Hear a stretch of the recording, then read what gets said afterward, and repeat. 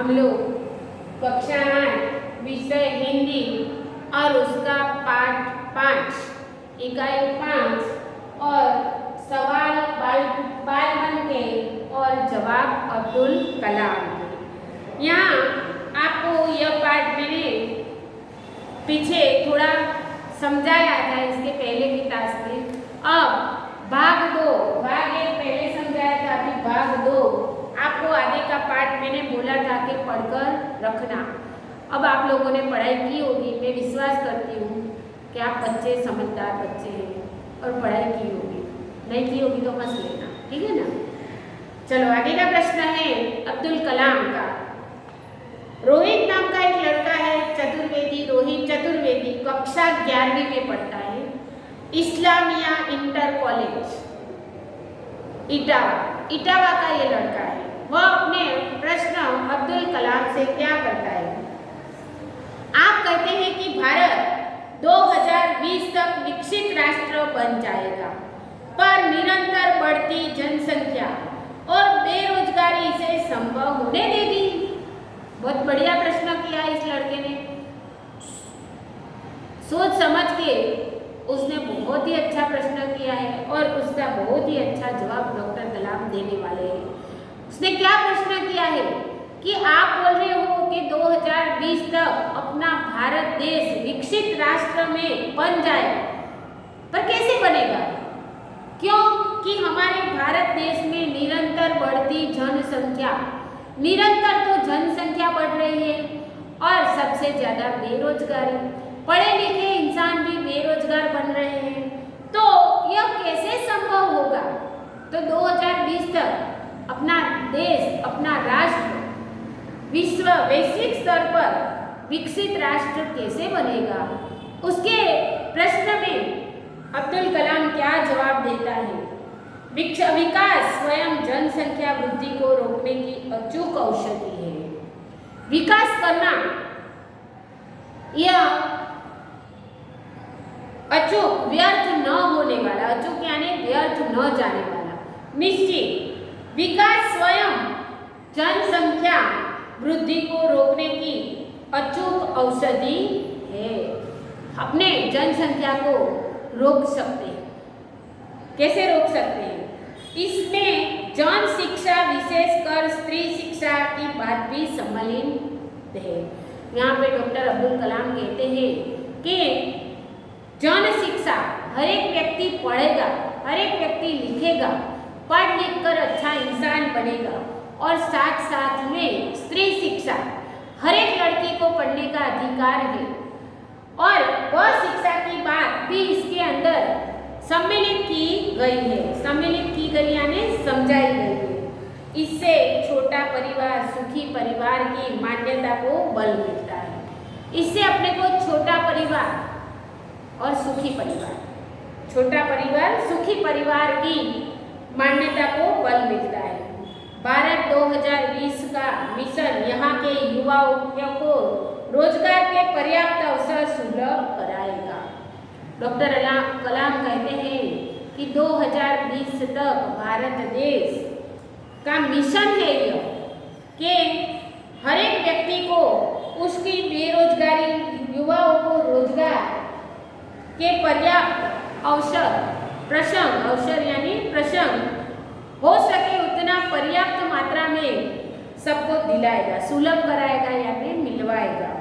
ग्रामीण क्षेत्रों में बड़ी संख्या में उद्योग धंधे स्थापित किए जाएंगे। गांव जहां पे कुछ रोजगार ही नहीं है, वहां पे बड़े बड़े उद्योग डाले जाएंगे और उद्योग में जनसंख्या में बढ़ावा करके वहां पे धंधे और उद्योग स्थापित किए जाएंगे, बनाए जाएंगे, जिसमें उन क्षेत्रों में रोजगार के प्रचुर अवसर पैदा होंगे, जिसमें रोजगार यानी कि आमदनी थोड़ा बहुत और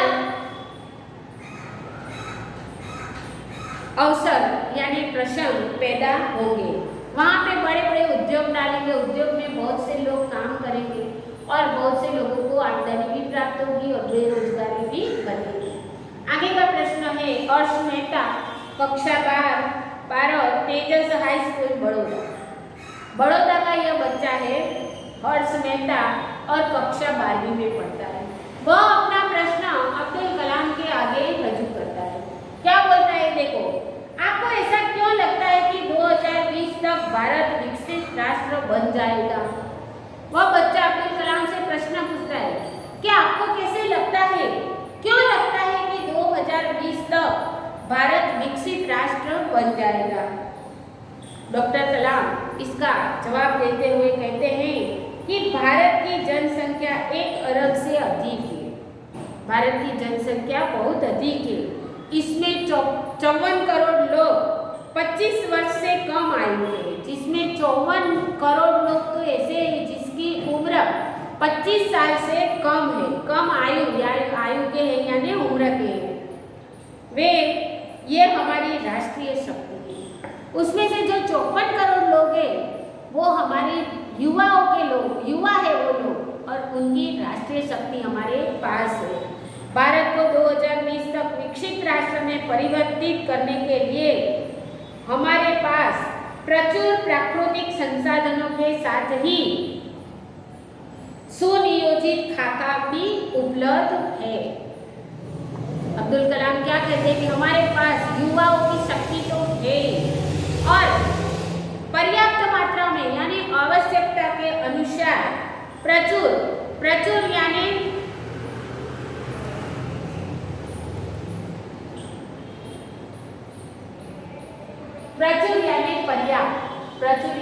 पर्याप्त हमारे पास में युवाओं की राष्ट्रीय शक्ति तो है और यह पर्याप्त मात्रा में हमारे पास अच्छी तरह से सोच समझ के बनाया हुआ ढांचा सुनियोजित यानी अच्छी तरह से बनाया हुआ ढांचा भी उपलब्ध है। हमारे पास अब आयोजन है।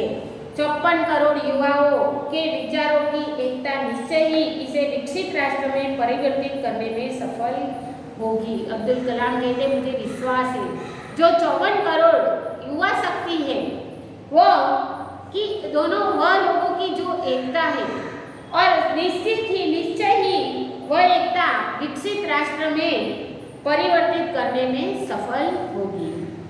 आगे का प्रश्न है एस कार्तिक कक्षा 12 अमर ज्योति इंग्लिश स्कूल बंगलुरु यानी बेंगलोर।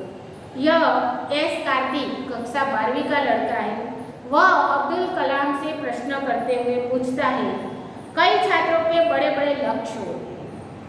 कई छात्रों यानी कई विद्यार्थी के लक्ष्य बड़े बड़े होते हैं पर आर्थिक तथा अन्य समस्याओं के कारण वे इन्हें प्राप्त नहीं कर पाते। वे अपना लक्ष्य आखिर कैसे प्राप्त करें?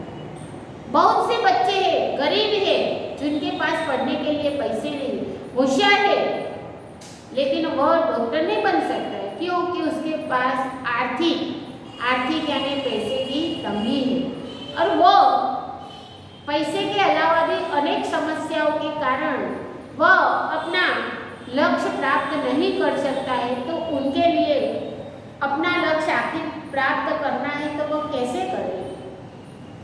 डॉक्टर कलाम कहते हैं कि स्कूल में पढ़ाई में अच्छा प्रदर्शन करने पर छात्रवृत्ति प्राप्त होगी। अगर बच्चा होशियार है, पढ़ने लिखने में काबिल है तो और स्कूल में पढ़ता है, अच्छी स्कूल में पढ़ता है, स्कूल में पढ़ाई अच्छी तरह से वह करता है और उसका प्रथम नंबर आता है, अच्छे मार्क्स से अच्छी टक्केवारी से वो प्राप्त होता है तो उन्हें छात्रवृत्ति प्राप्त होगी। छात्रवृत्ति यानी शिष्यवृत्ति। साथ ही उच्च शिक्षा के लिए बैंकों से ऋण लेने हेतु पात्रता भी बनेगी और अच्छे क्रमांक से प्राप्त होने के बाद उच्च शिक्षा आगे बढ़ने के लिए उसे बैंकों में से ऋण यानी लोन हेतु पात्रता भी बनेगी। जब बच्चा होशियार है तो उसको आगे पढ़ना है तो उसे बैंक लोन भी देगी जिसे अपनी एजुकेशन लोन बोलते हैं। वह बच्चा पढ़ ले उसके बाद वह लोन उसे भरपाई करने की होती है तो वह ऋण भी अपने को बैंक दे सकती है। जीवन में ऊंचा लक्ष्य निर्धारित करने पर बाधाएं तो आती ही है अब्दुल कलाम कहते हैं जब अपना लक्ष्य ऊंचा हो तो उसमें बहुत सी बाधाएं, बहुत सी अड़चन, बहुत सी समस्याएं आती ही है। हमें कठोर परिश्रम और उत्कृष्ट कार्यों से इन्हें पराजित करना होगा। हमें कठोर परिश्रम, अधिक परिश्रम करना है, मेहनत करनी है और उम्दा, अच्छे से अच्छा, उत्कृष्ट यानी अच्छे से अच्छा, उत्तम, सबसे श्रेष्ठ कार्य करके दिखाना है और अपनी बाधाओं को पराजित करना है, यानी अपनी बाधाओं को हार देना है। विघ्न, बाधाओं से व्यक्ति को पराजित नहीं होना चाहिए। अपने कोई कार्य करते उसमें बहुत से विघ्न आते हैं, बहुत सी बाधाएं आती हैं, पर हमें दृढ़ संकल्प के साथ अपनी बाधाओं और अपने विघ्नों को पराजित कर सकते हैं। आगे का प्रश्न है मिथुन के द्वितीय वर्ष AICT अमृतापुरी से एक मिथुन नाम का बच्चा है। कॉलेज की द्वितीय वर्ष B लेवल में वह पढ़ता है। वह अब्दुल कलाम से प्रश्न करता है कि भारत को विकसित राष्ट्र बनाने में राजनीतिज्ञ की क्या भूमिका होनी चाहिए। भारत को एक विकसित राष्ट्र बनाना है तो उसमें राजनीतिज्ञ की क्या भूमिका होनी चाहिए। जो अपने देश में राज कर रहे हैं, अभी जो अपने देश का संचालन कर रहे हैं, उनकी उसमें क्या भूमिका, वह क्या भूमिका अदा कर सकता है।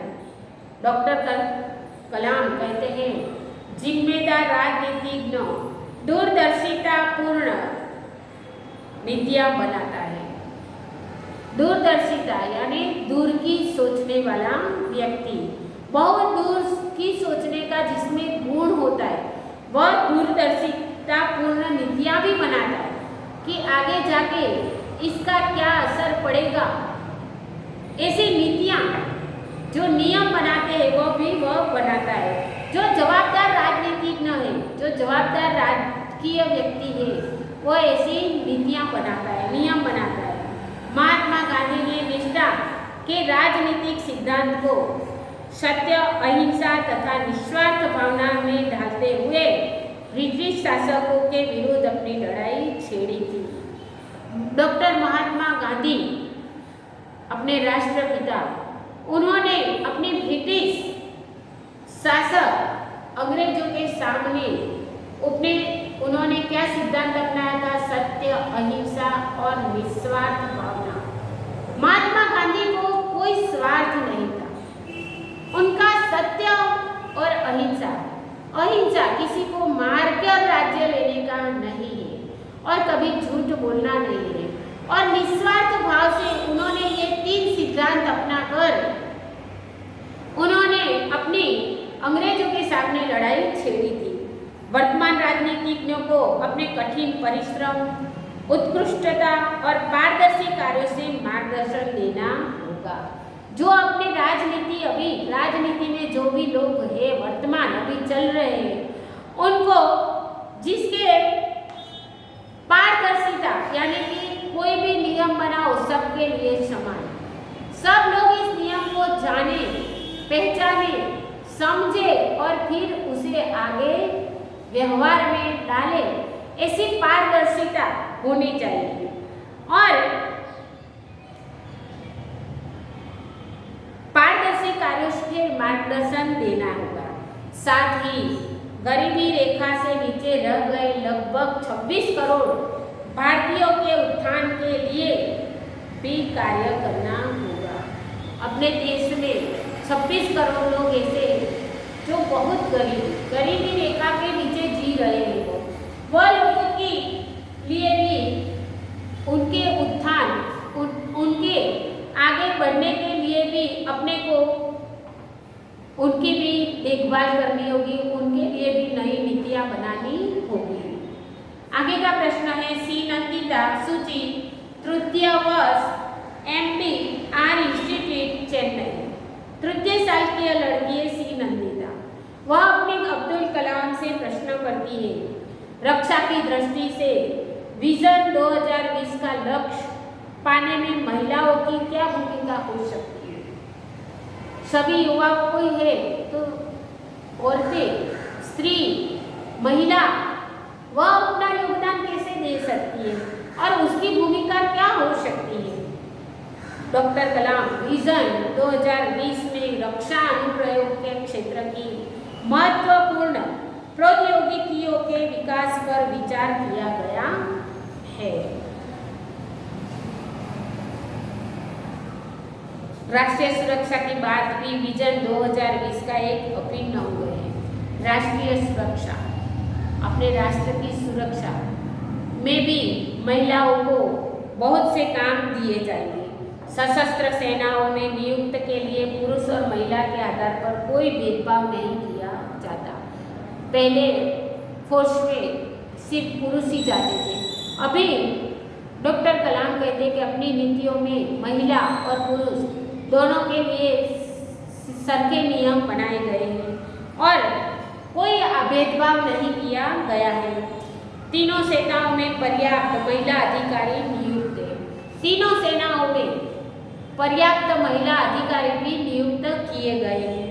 राष्ट्रीय रक्षा क्षमताओं में वृद्धि के लिए महिलाएं उच्च स्तरीय सामरिक सेना बहुगुणों यानी बहुत महत्वपूर्ण उपकरण यानी साधन, जो बहुत उपयोगी साधन है, वह में भी साधन पर कार्य करने की भी अपनी सहयोग दे सकती है। बहुत सी महिला है वो अपना हर एक क्षेत्र में वो अपना कार्य कर सकती है। आगे का प्रश्न है, जोधपुर दौरे पर डॉक्टर कलाम से एक बच्चे द्वारा पूछा गया प्रश्न। एक बच्चे से प्रश्न पूछा जाता है अब्दुल कलाम से, क्या हम अति विशिष्ट व्यक्तियों के दौरे पर हो रहे अनावश्यक खर्चे कम नहीं कर सकते? वह पूछता है कि क्या हम अति विशिष्ट, जो व्यक्ति बहुत महत्वपूर्ण व्यक्ति है और व्यक्तियों के दौरे पर, ऐसे व्यक्तियों के दौरे पर हम अनावश्यक, जो जरूरी नहीं है, अनावश्यक जो जरूरी नहीं है, ऐसे खर्चे हम कम नहीं कर सकते। ऐसे खर्चे हमें कम करना चाहिए। तुमने इस मंच पर एक बड़ी सी कुर्सी देखी होगी। डॉक्टर कलाम क्या जवाब देते? तुमने इस मंच पर एक बहुत बड़ी सी कुर्सी देखी होगी। वह कुर्सी अब यहाँ पर नहीं है। वह कुर्सी अब यहाँ पर नहीं है क्योंकि मैं खुद उठ के आपके सामने आ गई। इसीलिए ठीक ऐसे ही अनुत्पादक जो उत्पादन न करे, जो कोई कार्य न करे, और अनुत्पादक चीजों, जो कोई काम की चीज है ही नहीं, उस पर अनावश्यक खर्च भविष्य में नहीं होगा। उस पर अनावश्यक यानी जिसकी कोई जरूरत, आवश्यकता ही नहीं है, ऐसे पर कोई खर्च होगा नहीं। यहाँ पे आपका यह इकाई पूर्ण होती है।